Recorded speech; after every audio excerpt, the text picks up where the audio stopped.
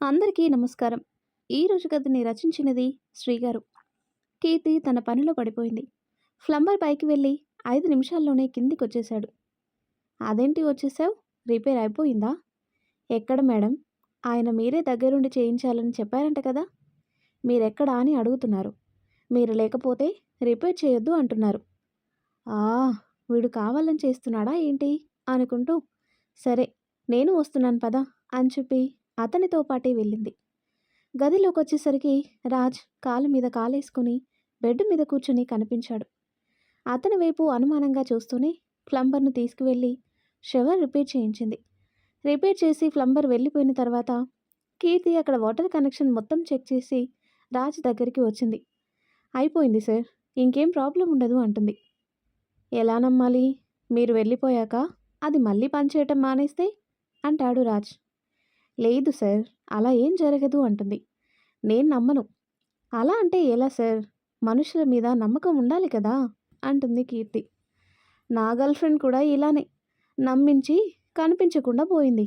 అప్పటి నుంచి మనుషుల్ని నమ్మటం మానేశానులే అంటాడు రాజ్. కీర్తి కోపాన్ని అంచుకుంటూ, ఇప్పుడు నన్నేం చేయమంటారు అని అడిగింది. Good question. నేను స్నానం చేసేవరకు ఇక్కడే ఉండు అంటాడు. వాట్? అదెలా కుదురుతుంది అంటుంది. కుదరకపోతే ఓకే, నేను డైరెక్ట్గా మీ ఓనర్ దగ్గరికి వెళ్ళి మీ మెయింటెనెన్స్ అస్సలేమీ బాలేదని కంప్లైంట్ చేస్తాను అంటాడు. వీడికి నా జాబ్ ఊడగొట్టడమే పనిలా ఉంది అని మనసులోనే తిట్టుకుంటూ, వద్దులేండి ఇక్కడే ఉంటాను, మీరెళ్ళి స్నానం చేసి రండి అంటుంది. గుడ్ అంటూ తన ఎదురుగానే షర్టు తీసుకుంటే పక్కకు తిరిగి నిలబడింది. రాజ్ నవ్వుకుంటూ టవల్ చుట్టుకొని వాష్రూమ్లోకి వెళుతూ కీర్తి వైపు చూశాడు. మీ కళ్ళు చాలా బాగున్నాయి అని రాజ్ అనేసరికి అతని వైపు చూసింది. అంటే కళ్ళు తప్ప ఇంకేం కనిపించడం లేదు కదా, ఇది మీ ట్రెడిషనా అంటూ వాష్రూమ్లోకి వెళ్ళిపోయాడు. కీర్తి తనలో తానే నవ్వుకుంటూ అక్కడే సోఫాలో కూర్చుంది. కాసేపటికి రాజ్ అరుపు వినిపించేసరికి కంగారుగా డోర్ దగ్గరికి వచ్చి డోర్ కొట్టింది. అది ఓపెన్ చేసే ఉండటంతో లోపలికి వస్తూ రాజ్ కింద పడిపోయి ఉండడం గమనించి అతని పక్కకు చేరి తలని ఒడిలో పెట్టుకుంది. ప్రణయ్, ప్రణయ్, ఏమైంది? కళ్ళు తెరువు అంటూ ఏం జరిగిందో అర్థం కాక తను ఏడుస్తుంటే తన ముసుగు పూర్తిగా తొలగిపోయింది. అది కూడా గమనించకుండా రాజ్ కోసం తల్లడిల్లుతుంటే మెల్లిగా ఒక కన్ను తెరిచి చూశాడు రాజ్. దాంతో తను అయోమయంగా చూస్తూ ఉంటే లేచి కూర్చుని కన్ను గిట్టేసరికి డ్రామా ఆడాడని అర్థమై కోపంగా అతని గుండెల మీద కొడుతుంటే రాజ్ తన చేతులు పట్టుకుని తనని గుండెలకి హత్తుకున్నాడు. కీర్తి ఏడుస్తూనే అతన్ని వదిలి గదిలోకి వచ్చేసింది. వెనుకే రాజ్ వస్తూ కీర్తి అంటూ తన చేయి పట్టుకునేసరికి ఆ చేతిని విదిలించింది. ఎందుకొచ్చావురా? నన్నిక్కడ కూడా ప్రశాంతంగా బ్రతకనివ్వవా? ఓయ్, అసలు నిజానికి కోపం రావాల్సింది నాకు కదా, నువ్వెందుకు కోపడుతున్నావు? మా వాళ్ళేదో అన్నారని చెప్పా పెట్టకుండా వెళ్ళిపోతావా అంటాడు. నేను తిరిగి వచ్చేలా ప్రవర్తించలేదు వాళ్ళు. జీవితంలో జైలు మొహమే ఎరగని దాన్ని నా మీద నేరం మోపి జైలుకి పంపించారు. అది నీకు చిన్న విషయంలా కనిపిస్తుందా అంటుంది. అలా అని నేను అనలేదు. నీ బాధలో న్యాయం ఉంది, కానీ దానికోసం నన్ను వదిలేసి రావటం పరిష్కారం అయితే కాదు కదా. కనీసం నేను స్పృహలోకి వచ్చే వరకైనా ఉండాలి కదా. అంటే అక్కడ నేనేమైపోయినా పర్లేదా అంటాడు. నీకు ఎలాంటి ప్రాబ్లం లేదని తెలిసిన తర్వాతే నేను వెళ్ళిపోవాలని డిసైడ్ అయ్యాను. ప్లీజ్ ప్రణయ్, మనిద్దరికీ చాలా వ్యత్యాసం ఉంది, అది ఎవరూ పూడ్చలేనిది. దయచేసి ఇదంతా ఇక్కడితో ఆపేయి. మీ వాళ్ళ దగ్గర ఇంకా దిగజారిపోవటం నా వల్ల కాదు, వదిలేయి నన్ను అంటుంది.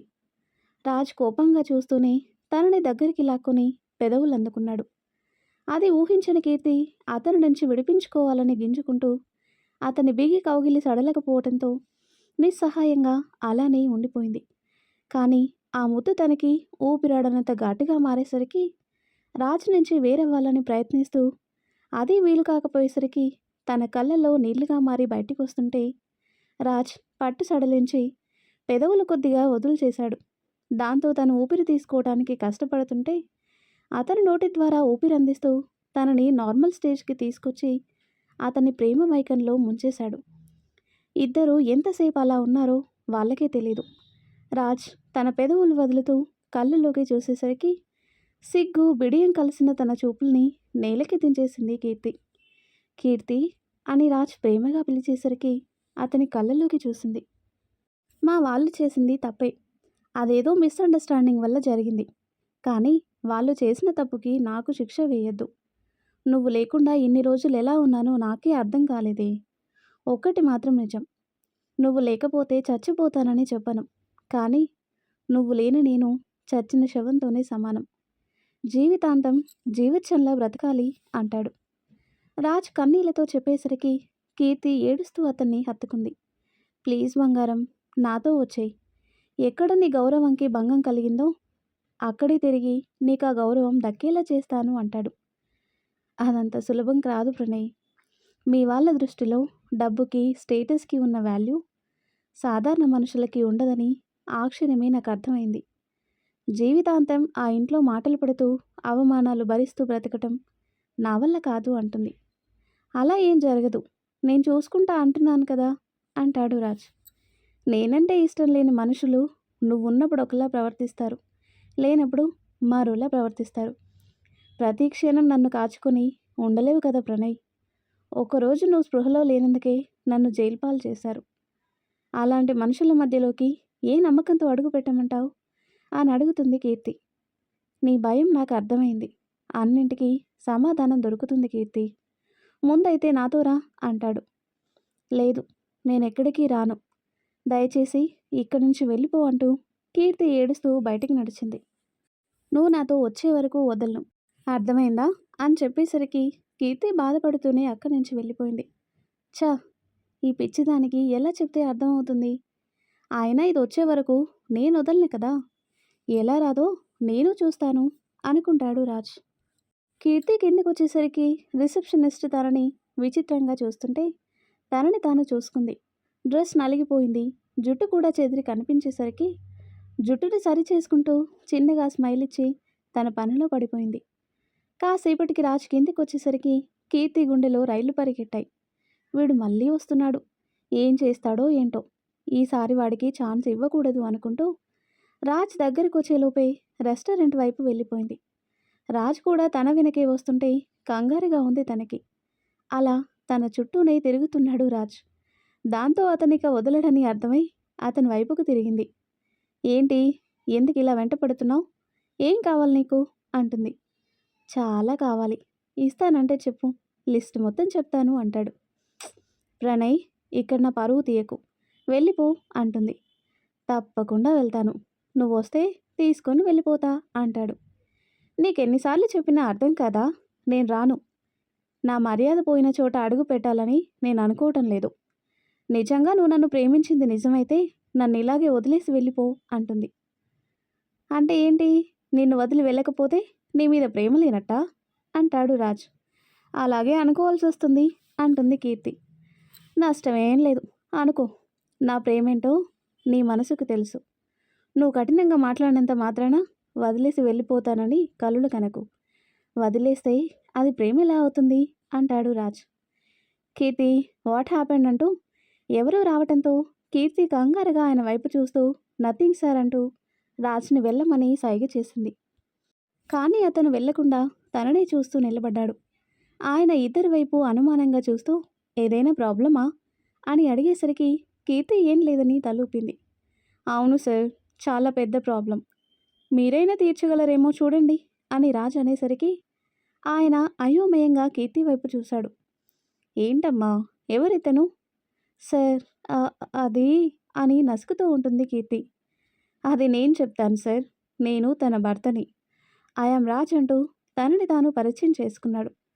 వాట్ కీర్తి, నీకు పెళ్ళైందా? చెప్పనే లేదు. ఏం మాట్లాడాలో అర్థం కాక అయోమయంగా టెన్షన్గా చూస్తుంది కీర్తి. చెప్పలేదా? ఏంటి కీర్తి ఇది? చెప్పకపోతే ఎలా చెప్పు? ఇంట్లో ఏదో చిన్న గొడవ జరిగింది, దాంతో అలిగి చెప్పా పెట్టకుండా ఇల్లు వదిలి వచ్చేసింది. మీరే చెప్పండి, తను చేసింది తప్పా కాదా అంటాడు రాజ్. ఏమ్మా, అతను చెప్పేది నిజమేనా? లేదు సార్, అబద్ధం చెప్తున్నాడు. అతనికి నాకు ఏ సంబంధం లేదు అంటుంది. ఏంటి, సంబంధం లేదా? అంటూ తనకి దగ్గరగా వచ్చి తన డ్రెస్ నెక్ పక్కకి జరుపుతూ నల్ల పూసలు బయటికి తీసేసరికి షాక్ అయింది తను. ఇదిగోండి సార్, నేను కట్టిన తాళి అంటూ ఆయన వైపు చూపించేసరికి కీర్తి కోపంగా నల్ల పూసలు లాక్కొని లోపలికి వేసుకుంటూ అక్కడి నుంచి పక్కకి వెళ్ళిపోయింది. ఆయన అయోమయంగా చూస్తూ అసలు ఇక్కడ ఏం జరుగుతుంది అని అడిగాడు. చెప్పాను కదా సార్, నా మీద అలిగి ఇంటి నుండి వచ్చేసింది. తిరిగి తనని తీసుకువెళ్దామని వచ్చాను అంటాడు. మరి ఇన్ని రోజులు ఎందుకు రాలేదు? ఎక్కడుందో తెలియలేదు సార్. వెతక్క ఇదిగో ఇక్కడ తేలింది. జరిగిన దానికి క్షమాపణ చెప్పి నాతో రమ్మంటే రాను అంటుంది. మీరే చెప్పండి, భార్యాభర్తలు అన్నాక గొడవలు రావా? ఎందుకు రావు? మా ఆవిడైతే చీటికి మాటికి గొడవ పడుతూనే ఉంటుంది కదా. మీరైనా కొంచెం చెప్పండి సార్ దానికి. నిన్ను చూస్తుంటే జాలేస్తుందయ్యా. ఈ ఆడాళ్ళు చిన్నదానికి కాని దానికి కూడా కోపగించుకుంటూ ఉంటారు. మనమే సర్దుకుపోవాలి. సరే పద, నేను మాట్లాడతాను అంటూ రాజ్ని తీసుకుని కీర్తి దగ్గరికి వచ్చాడు. కీర్తి రాజ్ని కోపంగా చూస్తుంటే కన్ను గీటాడు. ఏంటమ్మా ఇది? గొడవ జరిగినంత మాత్రాన అలా చెప్పపెట్టకుండా వచ్చేస్తావా? తప్పు కదూ. సంసారం అన్నాక కొన్నింటికి సర్దుకుపోవాలి అంటాడు. సార్, నిజంగానే అతను నా భర్త కాదు. మాకింకా పెళ్లి కాలేదు అంటుంది. పెళ్లి కాకపోతే ఆ నల్లపూసలు ఎక్కడి నుంచి వచ్చాయి అని రాజు అడిగేసరికి అతని వైపు గుర్రుగా చూస్తూ నిలబడింది. అయిందేదో అయిపోయింది. ఇలా భర్తకి దూరంగా ఉండటం మంచిది కాదమ్మా. క్షమాపణలు చెప్తున్నాడు కదా, అన్నీ మర్చిపోయి నీ భర్తతో వెళ్ళు అంటాడు. సార్ అంటుంది. ఇంకేం మాట్లాడద్దు. ఇవాళ నీకు లీవ్ ఇస్తున్నాను. మీ భార్యాభర్తలు మాట్లాడుకుంటారో పోట్లాడుకుంటారో మీ ఇష్టం. కానీ చివరికి కలిసి ఉండాలి. అర్థమైందా? తీసుకెళ్ళవయ్యా. థ్యాంక్ యూ సార్, మీ మేలు ఈ జన్మలో మర్చిపోలేను. రా కీర్తి అంటూ తన చెయ్యి పట్టుకుని తీసుకువెళ్ళాడు. బయటికి రాగానే రాజ్ చేతిని విదిలించి కోపంగా చూస్తూ అసలేమనుకుంటున్నావు? ఏం చేస్తున్నావో అర్థమవుతుందా అని అడిగేసరికి రాజ్ నవ్వుతూ నువ్వు నాతో వచ్చేస్తే ఇలాంటి ప్రాబ్లమ్స్ ఉండవు కదా అంటాడు. నీకు ఒకసారి చెబితే అర్థం కాదా? నాకు నువ్వొద్దు. నీతో కలిసి బ్రతకలేను. అర్థమవుతుందా? దయచేసి నన్ను వదిలేయంటూ కోపంగా అక్కడి నుంచి ముందు కదిలింది. పక్కనే ఉన్న బస్టాండ్కి చేరుకొని బస్సులో ఎక్కి కూర్చుంది. అనుమానం వచ్చి వెనక్కి చూసింది. కానీ ఆ చుట్టుపక్కల ఎక్కడా రాజ్ కనిపించకపోయేసరికి ఆలోచిస్తూనే తనుంటున్న ఏరియాలో దిగి తన ఇంటి వరకు నడుచుకుంటూ వచ్చింది.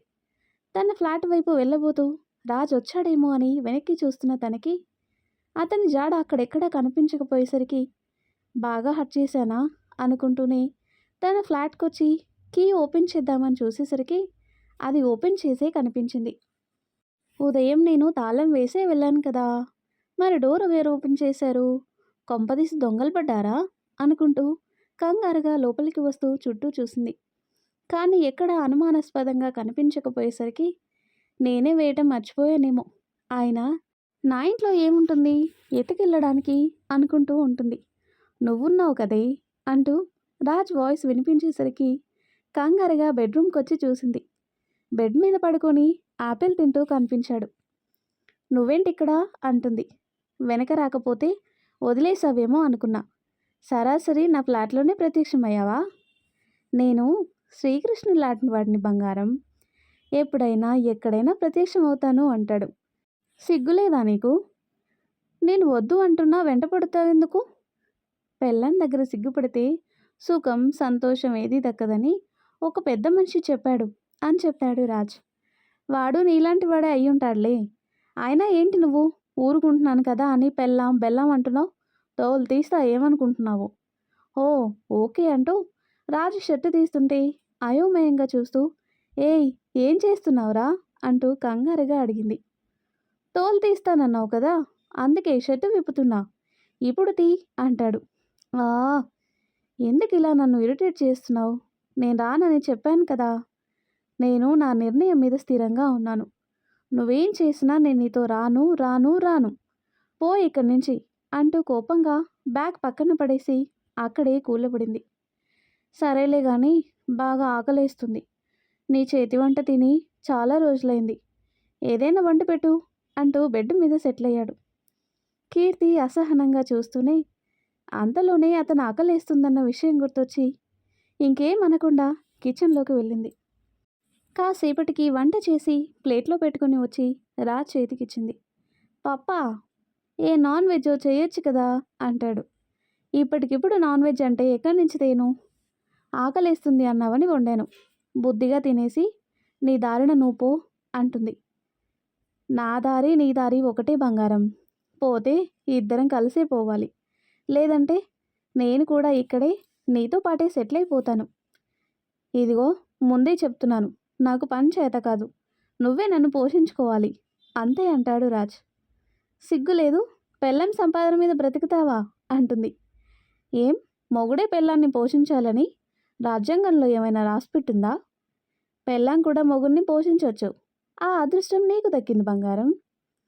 నువ్వే 10 మందికి పెట్టే పొజిషన్లో ఉన్నావు.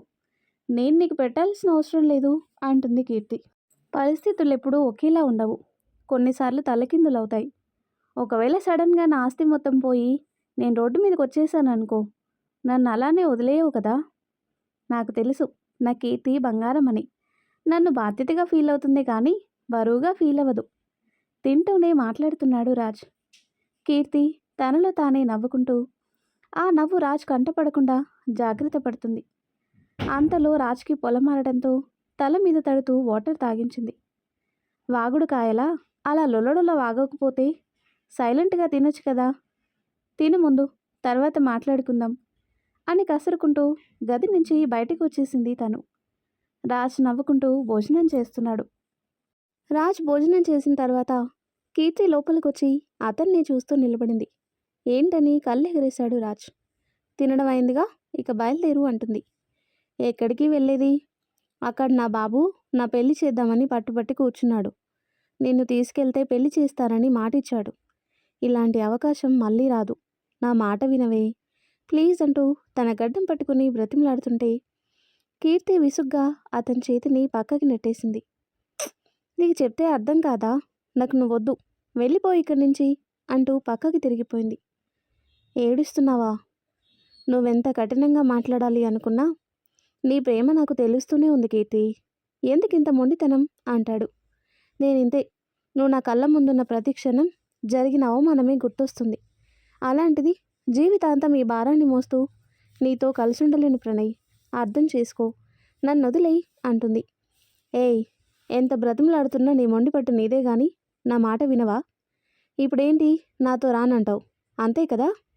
అవును అంటుంది. ఓకే, నేనే నీతో ఉండిపోతాను. ఇద్దరం కలిసి ఇక్కడే కాపురం పెట్టుకోవచ్చు అంటాడు. కీర్తి కోపంగా చూస్తూ అక్కడే కూలబడింది. రాజ్కి ఫోన్ రావడంతో ఫోన్ తీసుకుని పక్కకు వెళ్ళాడు. ఏం చేసినా వీడు నన్ను వదిలేలాడలేడు. ఎలా ఈ విషయం రాకేష్కి తెలిసిందంటే రాజ్ని ఏం చేస్తాడో ఏంటో. లేదు, ఎలా అయినా రాజ్ని ఇక్కడి నుంచి పంపించేయాలి అనుకుంటుంది. కీర్తి ఆలోచనలో ఉండగానే ఫోన్ కట్ చేసి లోపలికి వస్తూ తనని గమనించాడు. తన మొహంలో ఇంకేదో భయం తొణికిసలాడుతుంటే తన పక్కనే కూర్చొని భుజం చుట్టూ చెయ్యేశాడు. నాతో ఏమైనా చెప్పాలా? చెప్పినా నువ్వు వినవు కదా. నేను వదిలేసి వెళ్ళమన్న మాట తప్ప ఇంకేం చెప్పినా వింటాను అంటాడు. నాకు ఇంకేం వద్దు, అది చాలు అంటుంది కీర్తి. అయితే నేను విననులే, ఎలాగో లీవ్ ఇచ్చారు కదా, అలా బయటికి వెళ్దామా? నేను రాను అంటుంది. నేను రమ్మన్నది ఇంటికి కాదే, అలా బయటికి వెళ్ళొద్దాం. నేనెక్కడికి రాను అంటుంది. ఇదిగో నువ్వు ఇలాగే మొండిపట్టు పట్టుకొని కూర్చున్నావనుకో అంటూ వేలు చూపిస్తూ చెప్పేసరికి ఏం చేస్తావంటూ అతని వైపు తిరిగింది కీర్తి. ఏం చేసినాను ఊరుకోవు కదా. ప్లీజ్ బంగారం, నాకు నీతో టైం స్పెండ్ చేయాలని ఉంది. వచ్చినప్పటి నుంచి ఇలా గొడవ పడుతూనే ఉన్నావు.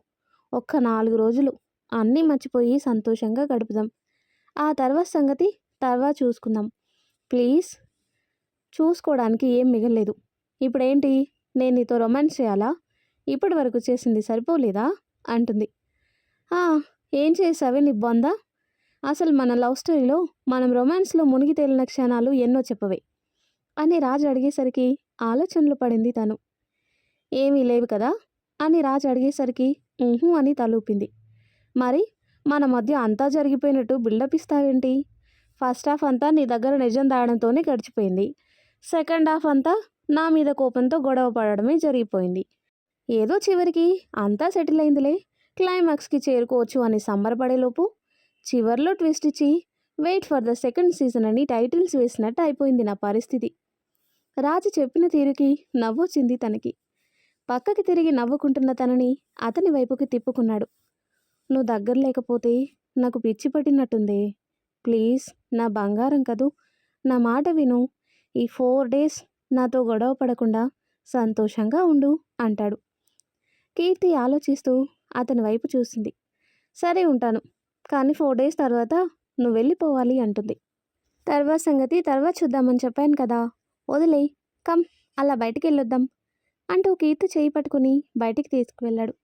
అక్కడే క్యాబ్ బుక్ చేసుకుని అన్ని చోట్లకి తిరుగుతూ సాయంత్రం అయ్యేసరికి బీచ్కి తీసుకొచ్చాడు. తను అక్కడికొచ్చి 1 నెల రోజులు గడుస్తున్నా కూడా ఎక్కడికి వెళ్ళింది లేదు. రాజు ఒక్క రోజులోనే సగం సిటీని తిప్పి చూపించాడు. బీచ్లో దూరంగా సముద్రం వైపు చూస్తూ కూర్చున్నారు ఇద్దరు. రాజు తనకి దగ్గరగా జరిగి తన నడుం చుట్టూ చేతిని పెనవేశాడు. కీర్తి అని రాజ్ ప్రేమగా పిలిచేసరికి తల తిప్పి అతని వైపుకు చూసింది. నేను అమ్మాయిలతో తిరిగానని తెలిసినా కూడా క్షమించి ప్రేమని పంచిన నువ్వు ఇప్పుడెందుకు నన్ను వదులుకోవాలనుకుంటున్నావు? తన కళ్ళలోకి చూస్తూనే అడిగాడు. కీర్తి కళ్ళలో నీళ్ళని దాచేస్తూ చూపు పక్కకి తిప్పేసింది. తను సమాధానం చెప్పడానికి సిద్ధంగా లేదని అర్థమై తనని ఇంకేమీ ప్రశ్నించలేదు. చీకటి పడిన తర్వాత ఇంటికి చేరుకున్నారు. నువ్వు హోటల్కి వెళ్ళిపో ప్రణయ్ అంటుంది. అదేంటి, నీతోనే ఉంటానని చెప్పానుగా అంటూ లోపలికొచ్చి బెడ్ మీద వాలిపోయాడు. ఇక తను చెప్పినా వినడని అర్థమై మౌనంగా కిచెన్లోకి వెళ్ళి ఫుడ్ ప్రిపేర్ చేసింది. ఈలోపు రాజ్ స్నానం చేసి తన దగ్గరికి వచ్చాడు. ఏంటి, ఇంకా వంట అవ్వలేదా? ఎంతసేపు ఇలా ఉంటావు? వెళ్ళి స్నానం చేసిరా అంటాడు. అయిపోయింది, నీకు ఆకలేస్తే పెట్టుకుని తిను అంటుంది. లేదు, ఇద్దరం కలిసే తిందాం, వెళ్ళి స్నానం చేసిరా. కీర్తి సరే అంటూ గదిలోకి వెళ్ళిపోయింది. రాజ్ చిన్న టేబుల్ ఏర్పాటు చేసి అక్కడే అన్నీ నీట్గా సర్దిపెట్టాడు. కీర్తి కోసం ఎదురు చూస్తున్న అతనికి తనకంటే ముందుగా తన శరీర పరిమళాన్ని అందిస్తూ అతన్ని ఒక రకమైన మత్తులోకి దించేసింది. కళ్ళు మూసుకొని ఆస్వాదిస్తున్న రాజ్ తన అడుగుల చప్పుడుకి కళ్ళు తెరిచి చూశాడు. చీరకట్టులో మరింత మనోహరంగా కనిపిస్తుంది తను. అదేంటో, ఎన్నిసార్లు తనని చీరలో చూసినా ప్రతిసారి కొత్తగానే కనిపిస్తుంది. తనలోని కొత్త అందాలని అతనికి పరిచయం చేస్తూనే ఉంటుంది. రాజు చూపులకి సిగ్గుపడుతూనే వచ్చి అతని ఎదురుగా చైర్లో కూర్చుంది. రాజ్ తనని తాను సముదాయించుకుంటున్నాడు. కీర్తి ఇద్దరికి భోజనం వడ్డించి అతని చేతికిచ్చింది. లైట్గా భోజనం కానిచ్చి బాల్కనీలో నిలబడ్డారు ఇద్దరు. రాజు సంకోచిస్తూనే చేతిని తన నడుం మీద వేసేసరికి కంగారుగా పక్కకి తప్పుకోబోతే తనని ఒడిసి పట్టుకుని దగ్గరికి తీసుకున్నాడు. చీరని దాటి తన నడుముని తాకుతున్న అతని చేతి తాకిడికి గొంతు తడారిపోయింది తనకి. నవ్వుతూ తన నుదుటి మీద ముద్దు పెట్టి గుండెలకి హత్తుకున్నాడు. కీర్తి, నువ్వొకసారి నాకో మాట చెప్పావు, గుర్తుందా? జీవితాంతం ఇలానే నా గుండెల మీద నిద్రపోవాలి అన్నావు. మనం కోరుకున్నవన్నీ జరగవని తెలిసినప్పుడు కాంప్రమైజ్ అవ్వక తప్పదు ప్రణయ్. మన జీవితాలు వేరు, గమ్యాలు వేరు అంటుంది. కానీ నా గమ్యం మాత్రం నువ్వే కీర్తి అంటాడు. నేనే విషయంలోనూ నీకు సరితూగను ప్రణయ్. ఈ అంతరాలు మన జీవితాన్ని అల్లకల్లోలం చేస్తాయి. దానికంటే ఇలా ప్రేమికులుగా దూరమైతేనే బెటర్ అంటుంది కీర్తి.